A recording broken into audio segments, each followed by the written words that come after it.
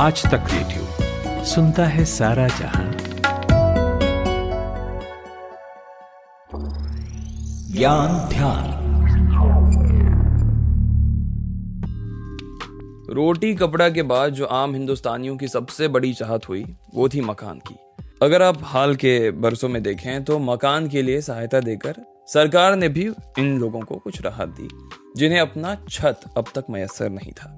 बाकी किराए पर जो थे सो तो हैं ही, लेकिन कुछ मकान इसी देश में ऐसे भी हैं जिन्हें हमेशा के लिए नहीं बल्कि कुछ महीने के लिए हासिल करने के लिए जद्दोजहद चलती रहती है। खाली मकान करने का आदेश आ जाए तो हाय तौबा मच जाता है। बात कर रहे हैं हम देश के सबसे वीआईपी इलाकों में से एक लुटियंस जोन में बने सरकारी मकानों की। ये सरकारी बंगले किस तरह के हैं, सांसदों का बंगला मिलने के क्या नियम हैं, कब खाली करना होता है, आपको आज के एपिसोड में ये बताएंगे। नमस्ते, मैं सूरज कुमार हूं और आप ज्ञान ध्यान सुन रहे हैं। साल 2022 का अप्रैल महीना। लोकसभा सांसद चिराग पासवान को सरकारी बंगला खाली करना पड़ा। ये बंगला उनके दिवंगत पिता और केंद्रीय मंत्री रहे रामविलास पासवान को आवंटित किया गया था।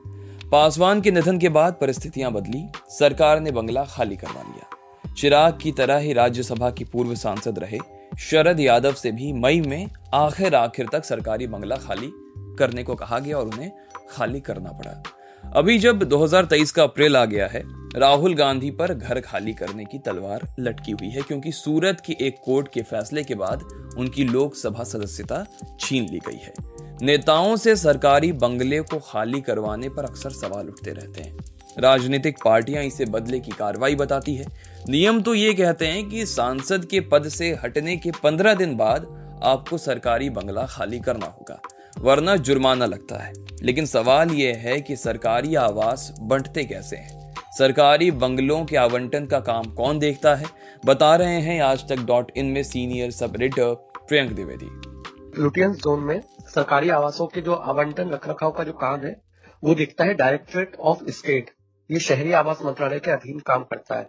सरकारी आवास आवंटित करने के लिए है, इसके लिए एक नियम है allotment of government residence general pool इन दिल्ली। 1963 में बने थे, 1963 में। जो वहां पे बंगले हैं, करीब 1000 के आसपास वहां पे बंगले बने हैं और इनका बंटवारा सैलरी और सीनियरिटी के आधार पर होता है। रही बात सांसदों को बंगले बांटने की, तो इसका जो काम करता है ये दोनों सदनों की एक हाउसिंग कमेटी होती है, लोकसभा और राज्यसभा दोनों सदनों की। इनमें जो टाइप 4 से लेकर टाइप 8 तक के बंगले होते हैं वो मिलते हैं सांसदों, मंत्रियों या फिर राज्य मंत्रियों को। जैसा कि प्रियांक बता रहे थे, सरकारी आवासों के आवंटन, रखरखाव और किराए का काम डायरेक्टोरेट ऑफ एसेट यानी कि DOE देखता है। 2014 में मोदी सरकार आने के बाद पूर्व मंत्रियों और पूर्व सांसदों से तेजी में सरकारी बंगले खाली कराए जाने लगे। एक रिपोर्ट के मुताबिक मोदी सरकार के पहले ही साल में 460 नेताओं से सरकारी बंगले खाली कराए गए थे। नेताओं से बंगला खाली कराने के मकसद से 2019 में मोदी सरकार ने एक सख्त कानून भी बनाया था। इस कानून के मुताबिक समय पर बंगला खाली न करने पर 10 लाख रुपए तक का जुर्माना लग जाता है, ऐसे प्रावधान है। इसके अलावा यह भी कहा गया कि नोटिस मिलने के 3 दिन बाद सरकार बंगले खाली कराने की प्रक्रिया शुरू कर सकती है।